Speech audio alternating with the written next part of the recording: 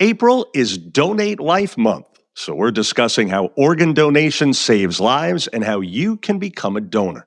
Our guests, Jan Jones, a registered nurse and critical care services director for Southeast Georgia Health System, Marlene Witter, she's hospital liaison for LifeLink of Georgia, and Tracy Ide, public affairs manager for the LifeLink Foundation. This is Health Matters, a Southeast Georgia Health System podcast. Thanks for joining us. I'm Joey Waller. Hi there, Jan, Marlene, and Tracy. Thanks for being with us. Hey, Joey. Thank you. Good morning. Good morning. Great to have you all aboard. And what's so wonderful about this conversation we're about to have is that we're talking organ donation from three ladies that know about it firsthand. You've all been personally touched by it. First, so much good comes from organ donation. So I'm wondering, what does organ donation mean to each of you? First, you, Tracy, your mom was a heart recipient, and that actually moved you to work in this field, right?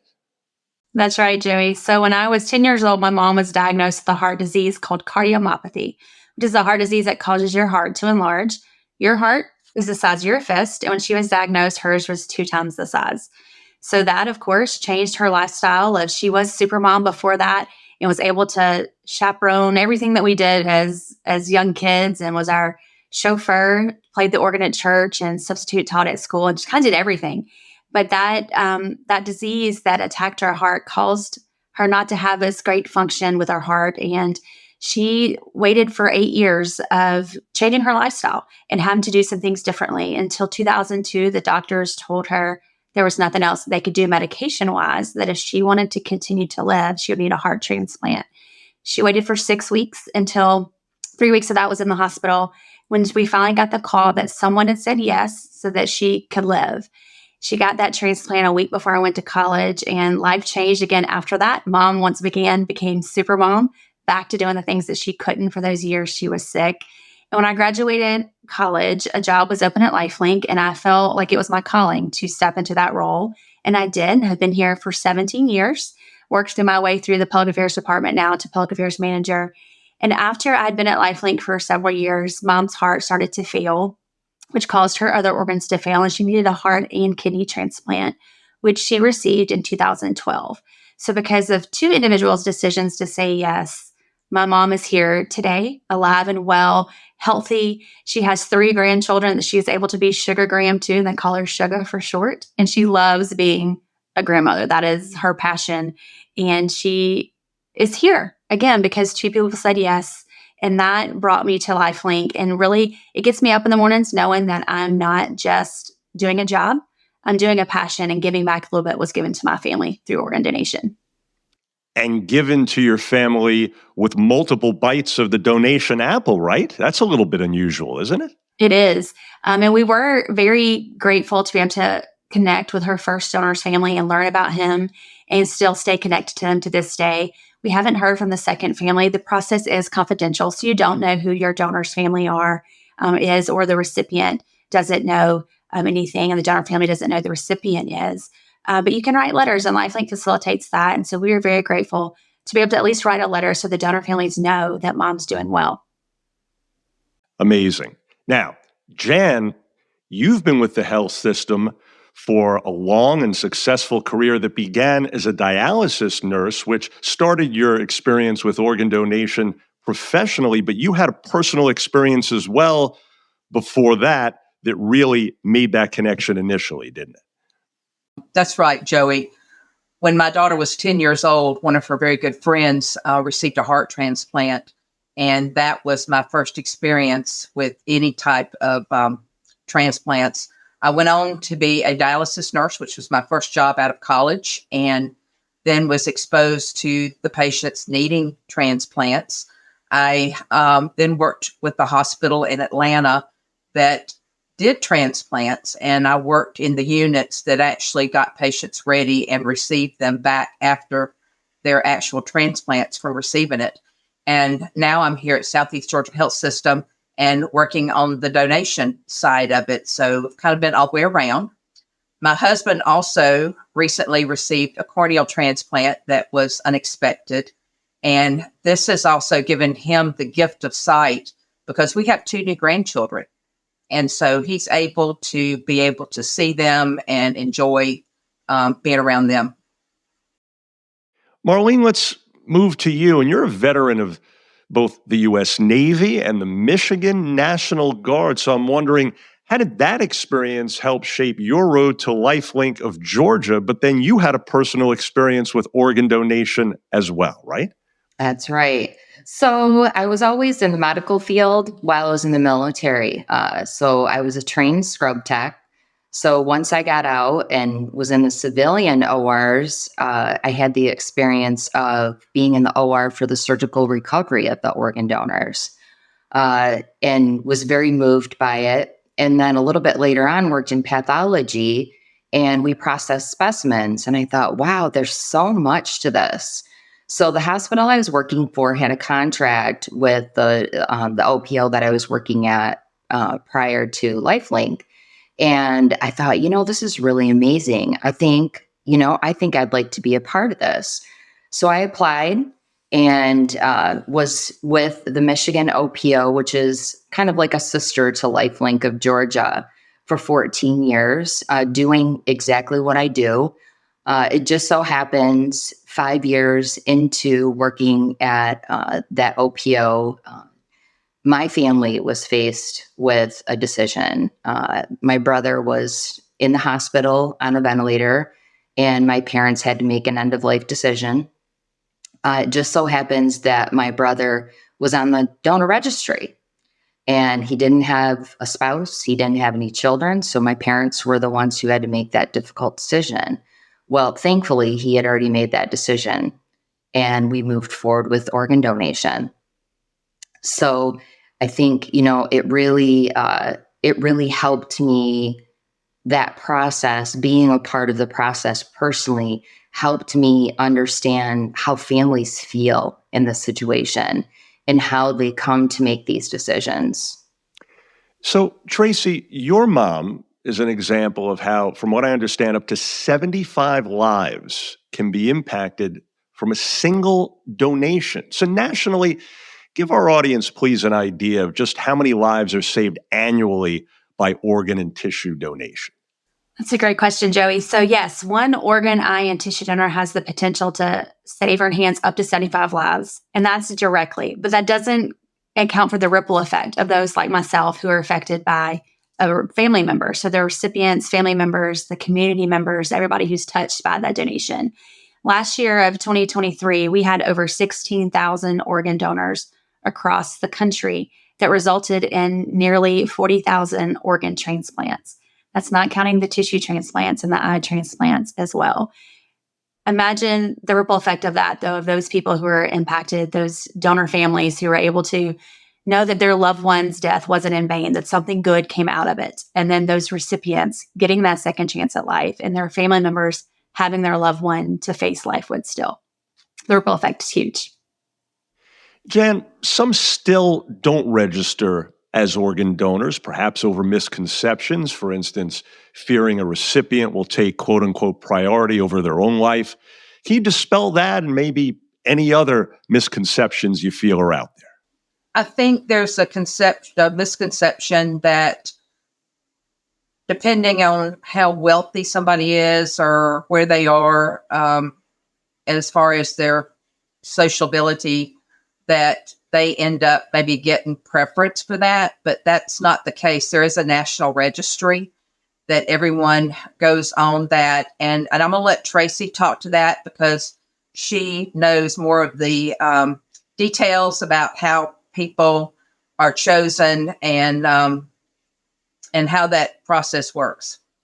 Thanks, Jan. Yeah, so that is a big myth that you mentioned, Joey, of people have that stigma of other people are going to be prioritized over their own life. And there is the myth that if you put organ donor in your driver's license, the medical staff will see that and say, oh, let's not work to save this one because people can, receive the organs. And that's absolutely false. The medical people taking care of you in the hospital, the nurses and doctors, their goal is to save your life. Once they realize that they have done everything they can to do that, and death is going to occur, that's when LifeLink steps in. And LifeLink is the one who talks to the family. They're the ones that fulfill the donation process. So that's completely separate from the hospital. And we need to make sure the community knows that it's separated.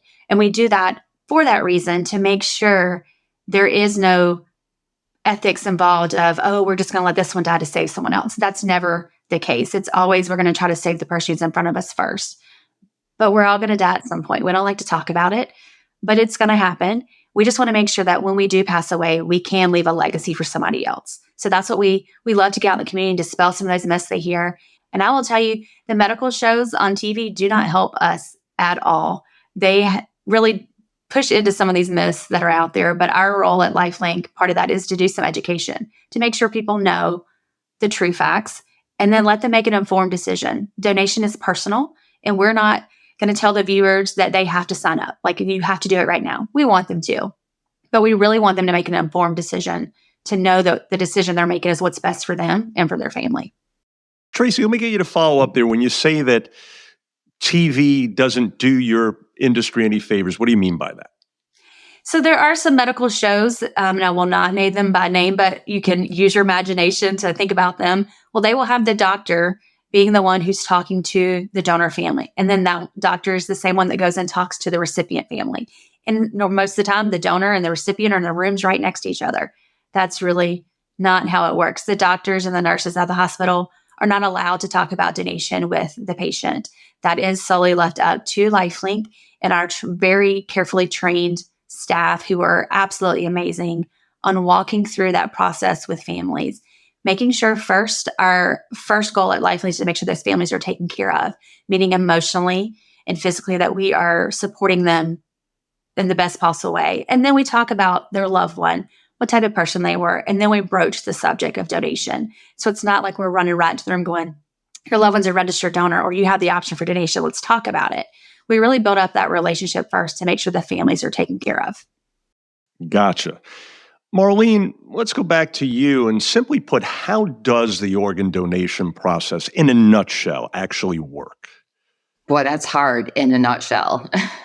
So for organ donation, basically the hospital and LifeLink have an agreement about certain triggers for patients.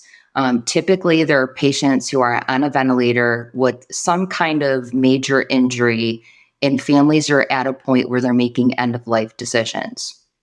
So once those families are making end-of-life decisions, they call LifeLink, and at the right moment, like Tracy said, we will have a conversation with legal next of kin.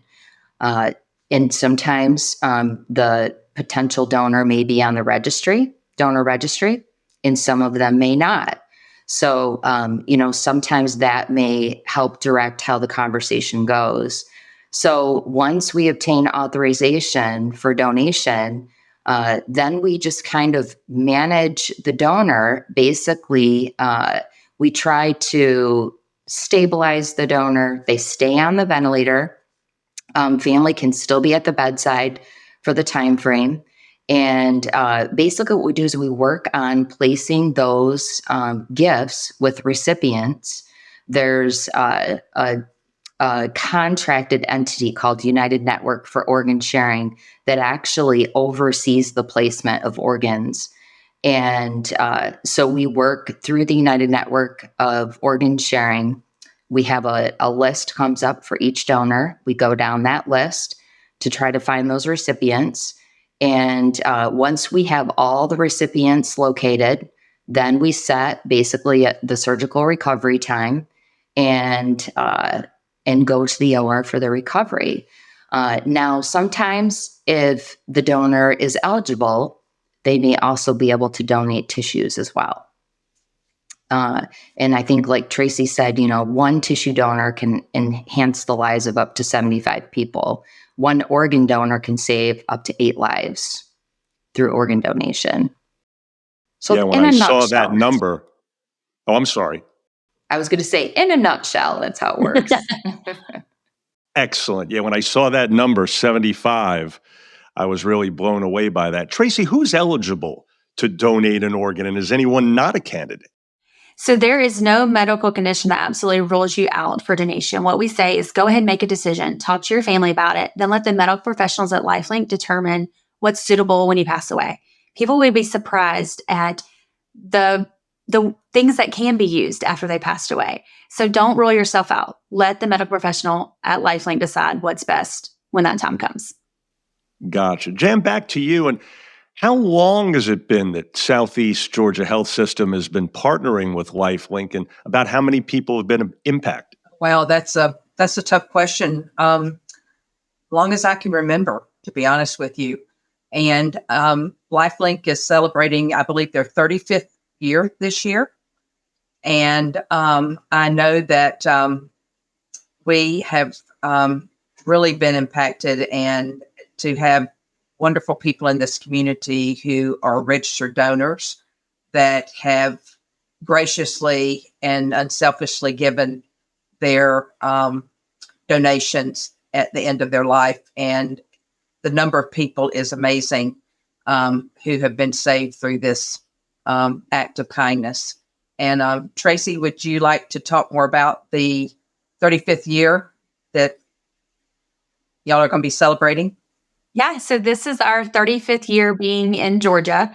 And so we have partnered with all hospitals across the state since that time, since we started working in Georgia. And I'll just echo Jan's statement of we have had numerous donations from Southeast Georgia, and it's for those people who wanted to leave a legacy of kindness to someone else and give someone else a gift of life. So we're thankful for all of those people and their families who said yes to donation. Marlene, what would you say the key is to a successful partnership here between LifeLink of Georgia and Southeast Georgia Health System?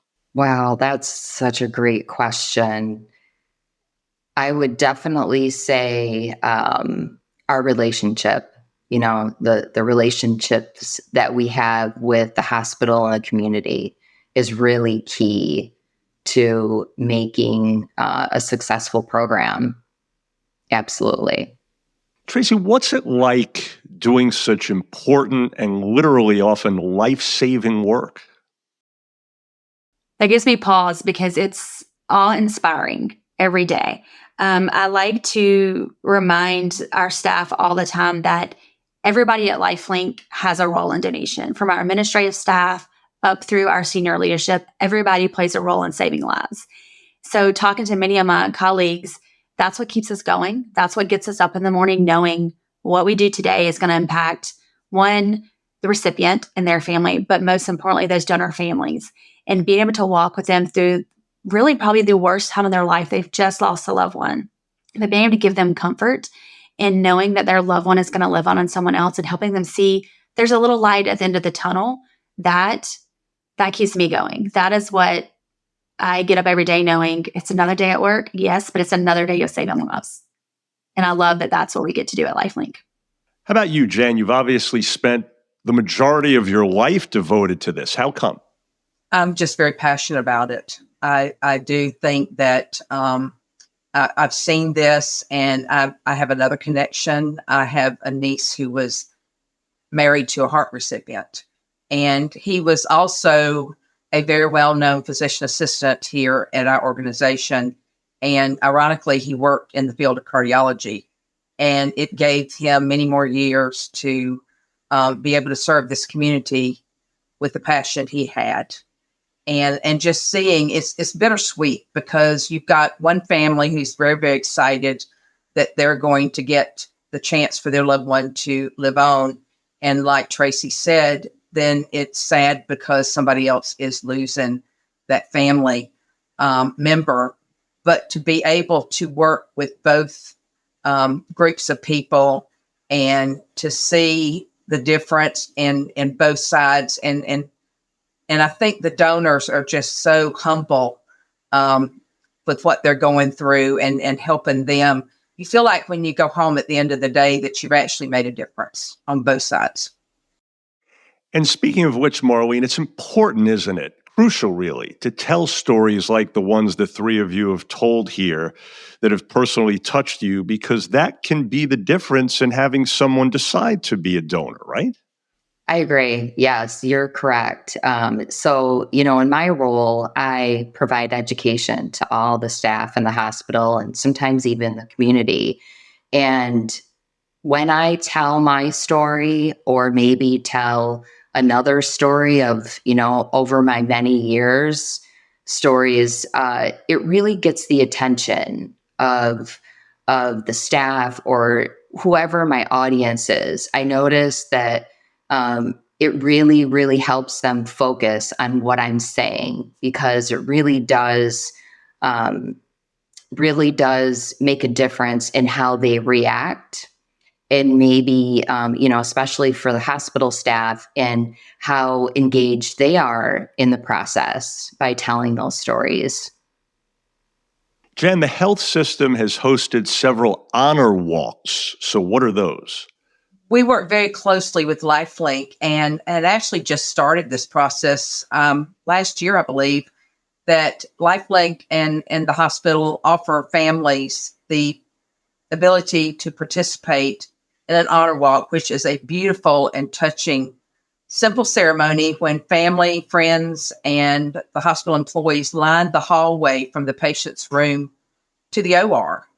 And it's in order to give honor and respect for that person who has made the selfless decision to donate the gift of life.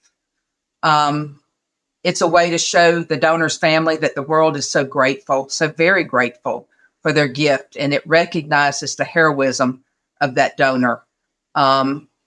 It's very touching, and the patient is taken to the OR with the halls being lined, and people who don't even know this family that have come out, and the response that we've had from different departments in this health system has just been overwhelming.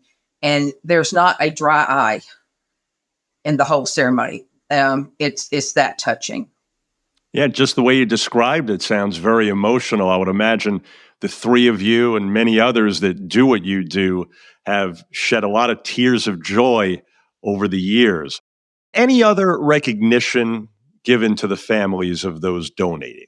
Absolutely. So we don't just support the family at the hospital and then say, thank you so much and move on. We support the family throughout their grief journey. So we will do that for years after their loved one passes away. So many things we do, we always send a letter to the family after donation to say, we first, after the OR is complete, we do follow up the family and let them know what was able to be recovered and that everything is complete. But then we follow up with letters and we let them know exactly where the location and very small information. Again, the process is confidential, so we don't tell them exactly who got it. But we'll say like a 32-year-old male in Georgia received your loved one's liver and can now continue living his life doing the hobbies that he has.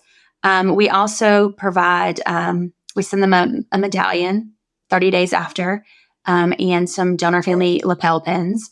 We also do a service every year for our families and invite them to come to our office to see a tree of life that we have in our Norcross office, which is something that we every year put the first names of the donors from the previous year, all the organ and tissue donors, and those who said yes to donation and something happened in the process and we're not actually the recovering thing, our donors in spirit. We have all of their names on our wall and we invite the families to come in and see their loved one's name and then meet other families who have gone through this process. Because it's a unique experience to be a donor family, and we want to make sure they're connected with other families, and so they can walk through that journey together. We have a Facebook group we have for our donor families and let them connect that way, provide grief resources to them.